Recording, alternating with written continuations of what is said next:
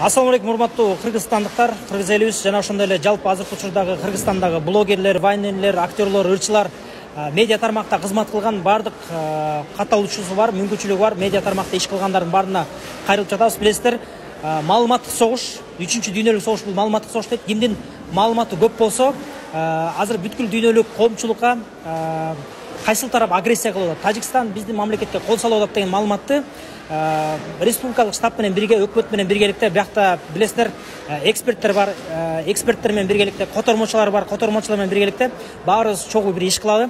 Азыр жеке кызыкчылыктарды мындай кылалы, четке коелу дагы мамлекеттик кызыкчылыгын алдыга коюп баарыбыз ишке кылалы. Ошондуктан баардык көрүнүктүү катталуучусу бар, белгилүү адамдардын баарын эртең мененки 10-до Кожомкул атындагы спорт ордосуна чакырабыз. Азыр байланыш номерлерди жазып коебуз. Ырчылар, блогерлер, вайнерлер баарыңыздар келип бериңиздер.